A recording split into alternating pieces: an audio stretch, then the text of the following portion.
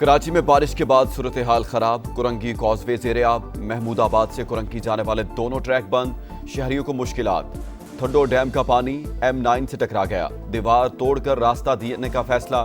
خمیسوں اور جوکھیو گوٹ میں پانی گھروں میں داخل، سہراب گوٹ کی گلیوں میں بھی 4 سے 5 فیٹ پانی، مکین پھنس گئے۔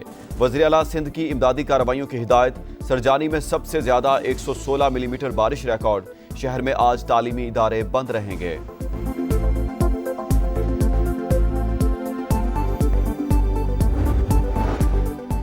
میئر کراچی مرتضی وہاب کا شہر کے مختلف علاقوں کا دورہ، ناگن چرنگی پر پانی جمع ہونے کا نوٹس، بولے تمام انڈر پاسز اور مرکزی شاہراہیں صاف، ٹریفک رواں دواں ہے۔ نالوں کی صفائی کے باعث برساتی پانی کا بہاؤ بہتر رہا، بلوچستان سے ملید ندی میں پانی آ رہا ہے۔ ٹریفک پولیس کی مشاورت سے کرنگی کازوے کو بند کیا، ٹویٹ میں لکھا لیاری ندی دریا کی طرح بہہ رہی ہے، صورتحال تشویش کا باعث ہے۔ اسرائیل کا قطر کے دارالحکومت دوحہ میں حماس کی قیادت پر حملہ، خلیل الحیہ کے بیٹے، آفس ڈائریکٹر اور ایک قطری افسر سمیت 6 افراد شہید۔ بمباری کے وقت جنگ بندی کی تجویز پر غور کیا جا رہا تھا، حماس کی جانب سے کسی بھی رہنما کی شہادت کی تردید۔ عرب میڈیا کے مطابق فلسطین کے مذاکراتی وفد کو اجلاس کے دوران نشانہ بنایا گیا، شہر دھماکوں سے گونج اٹھا، قطارہ کے علاقے میں دھوئیں کے بادل، لوگ افراتفری میں بھاگتے رہے۔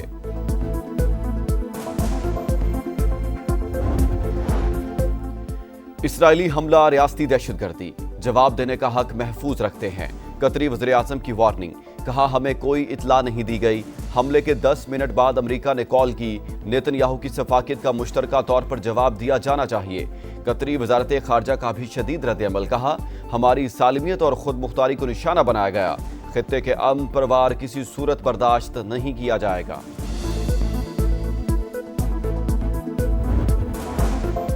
اسرائیل نے مکمل طور پر آزادانہ کارروائی کی، اقدام جنگ کے خاتمے کا سبب بن سکتا ہے، نیتن یاہو کی ہٹ دھرمی برقرار۔ صہیونی حکام کے مطابق حملے سے پہلے امریکہ کو آگاہ کر دیا تھا، 10 طیاروں نے حصہ لیا، وائٹ ہاؤس نے بھی پیش کی اطلاع کی تصدیق کر دی۔ ترجمان کیرولین ڈیوڈ کے مطابق وٹکوف کو قطری حکام کو ممکنہ حملے سے آگاہ کرنے کی ہدایت کی گئی تھی۔ سفید جھنڈا اٹھائیں گے نہ ہی ہتھیار ڈالیں گے، پوری قوت سے مزاحمت جاری رہے گی، حماس کا جواب۔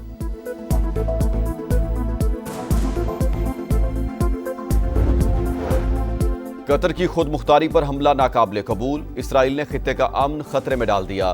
صدر مملکت آصف علی زرداری کی دوحہ میں حماس کی قیادت پر حملے کی شدید مذمت، وزیر اعظم شہباز شریف کا امیر قطر کو ٹیلی فون، قطری عوام سے یکجہتی کا اظہار، کہا اسرائیل نے قطر کی سالمیت پر وار کیا، جارحیت کا کوئی جواز نہیں، غیر قانونی اقدام سے عام شہریوں کی زندگیوں کو خطرے میں ڈالا گیا، صہیونی کارروائی انتہائی تشویشناک، عالمی برادری اسرائیل کو جواب دہ ٹھہرائے، ترجمان دفتر خارجہ کا بھی شدید رد عمل۔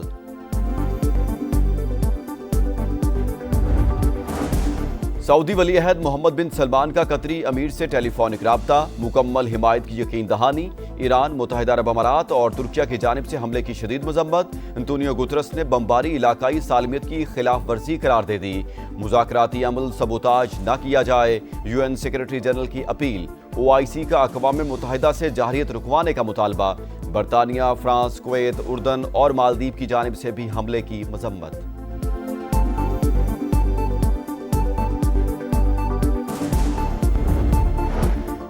نیپال میں کرپشن اور سوشل میڈیا پر پابندی حکومت کو لے ڈوبی، نوجوانوں نے تختہ الٹ دیا، پرتشدد مظاہروں کے بعد وزیر اعظم KP شرما مستعفی، ہجوم نے پارلیمنٹ، سپریم کورٹ اور حکمران جماعت کا مرکزی دفتر جلا دیا۔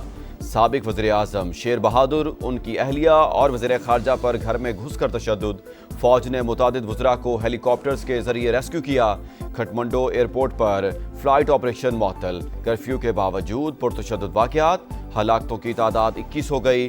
صدر نے مظاہرین کو آئندہ ہفتے مذاکرات کے لیے بلا لیا، نیپالی آرمی چیف کا بھی معاملات بات چیت سے حل کرنے پر زور۔ وطن کا ایک اور سپوت فرض پر قربان، بنوں میں فتنہ الخوارج کے حملے میں زخمی ہونے والے میجر عدنان اسلم دوران علاج جام شہادت نوش کر گئے، نماز جنازہ چکلالہ میں ادا، وزیر اعظم اور فیلڈ مارشل عاصم منیر سمیت سیاسی اور عسکری کے حکام کی شرکت، शहबाज शरीफ का शहीद को खराज अकीदत। कहा, बहादुर बेटे की कुर्बानी हमेशा जिंदा रहेगी। मेजर अदनान ने अल्लाह के रास्ते पर चलते हुए जान कुर्बान की। अहले खाना को भी शहीद की कुर्बानी पर फख्र। 9 मई को जिन्ना हाउस के करीब सरकारी गाड़ी जलाने का मुकदमा। यास्मीन राशिद और इजाज चौधरी को 10-10 साल कैद की सजा। उमर सरफराज चीमा और मियां महमूद रशीद को भी 10-10 साल जेल काटना होगी। खतीजा शाह को 5 साल कैद की सजा। इंसदाद दहशतगर्दी अदालत ने महफूज फैसला सुना दिया। शाह महमूद कुरैशी तीसरे केस में भी बरी।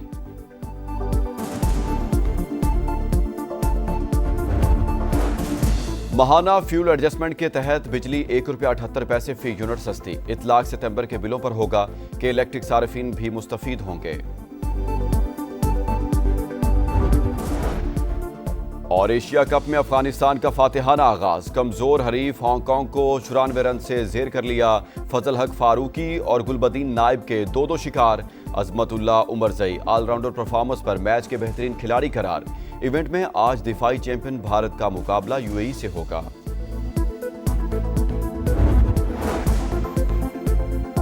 हेडलाइंस आप जान चुके हैं। यहां आपको कराची से अहम खबर दें। कराची में मुसलसल बारिश और मुख्तलिफ इलाकों में सैलाबी सूरत हाल। रेंजर्स के अहलकार भी रेस्क्यू ऑपरेशन में हिस्सा लेने के लिए पहुंच गए हैं। मजीद जानते हैं नवीद कमाल से। नवीद, बताइएगा क्या सूरत हाल है कराची में?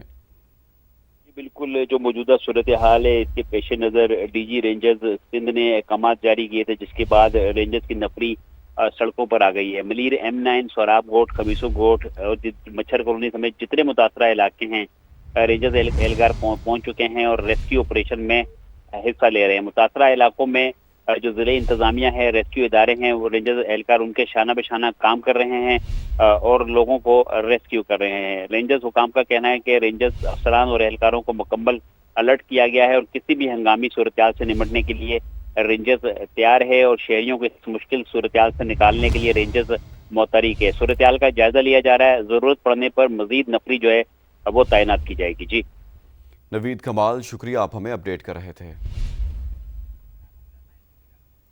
आपको बता रहे हैं कराची से कि कराची में मुसलसल बारिश और मुख्तलिफ इलाकों में सैलाबी सूरत हाल है।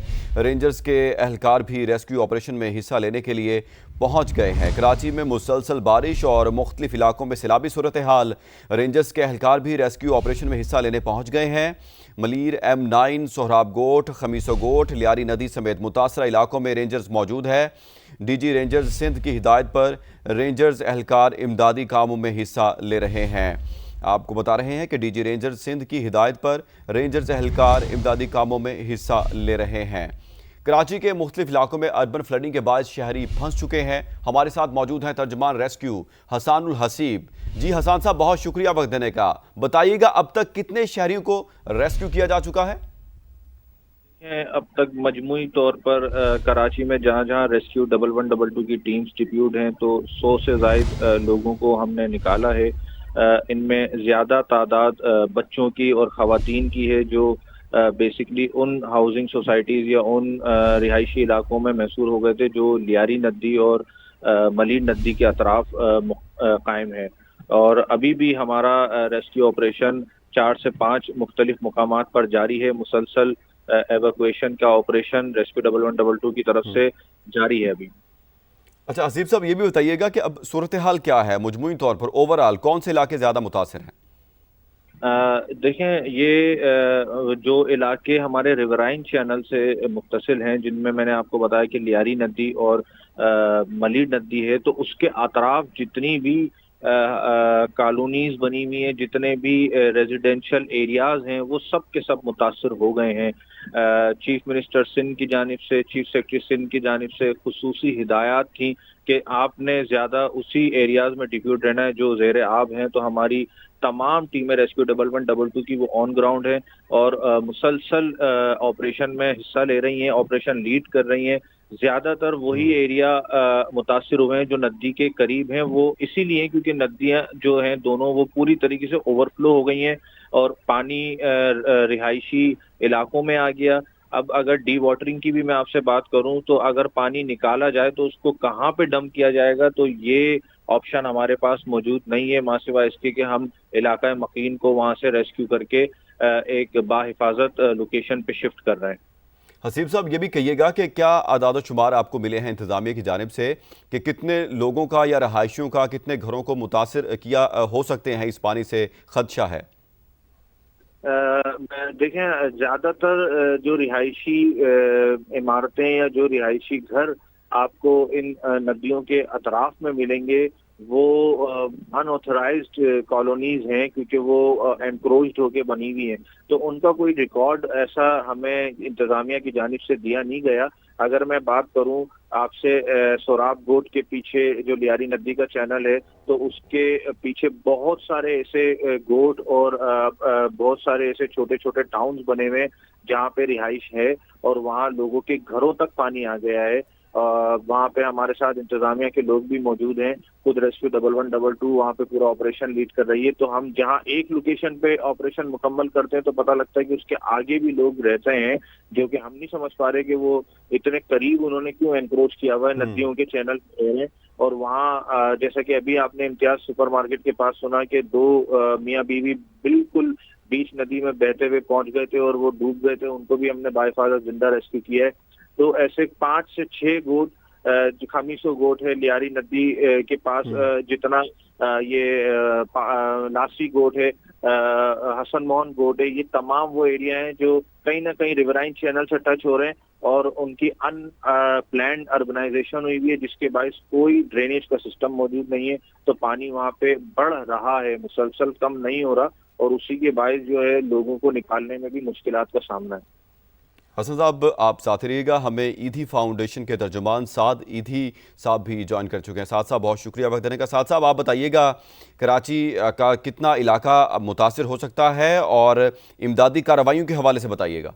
دیکھیں اس وقت جو ہے ہمارے پاس تقریباً کوئی 5 کے قریب اطلاع ہے، اور ابھی سوراب گوٹ نعمان سوسائٹی پہ تقریباً کوئی 25 سے 30 کے قریب بچے عورتیں سمیت ہم نے ریسکیو کیے۔ وہاں پہ پہلی منزل تک جو ہے وہ پانی آ چکا تھا، اور ابھی اس وقت جو میں موجود ہوں سپر ہائی وے کونسا گوٹ شہباز گوٹ، یہاں پہ تقریباً 10 کے قریب بچے ہیں، ان کو بھی ہم بوٹ کے ذریعے ریسکیو کر رہے ہیں۔ اس کے بعد ہمارے پاس نیو کراچی کی اطلاع ہے، گولی مار کی اطلاع ہے، تو ہم ایک ایک کر کے کوشش کریں گے کہ ساری اطلاعوں کو جو ہے وہ ریسکیو کر سکیں جتنے بھی لوگ پھنسے ہیں۔ سعد یہ بھی بتائیے گا کہ ابھی تک کتنے لوگوں کو ریسکیو کیا جا چکا ہے؟ 25 لوگوں کو ہم نے ریسکیو کیا ہے سوراب گوٹ سے، اور یہاں سے تقریباً ابھی کشتی ہماری اتر گئی ہے، اور بس میں جا رہا ہوں، 2-4 منٹ لگیں گے ہم یہاں سے 10 منٹ کے اندر تقریباً جو ہے 9 سے 10 کے قریب بچے ہیں جن کی عمر جو ہے وہ 5 سے 12 سال تک ہے، ان کو ریسکیو کرنے جا رہے ہیں۔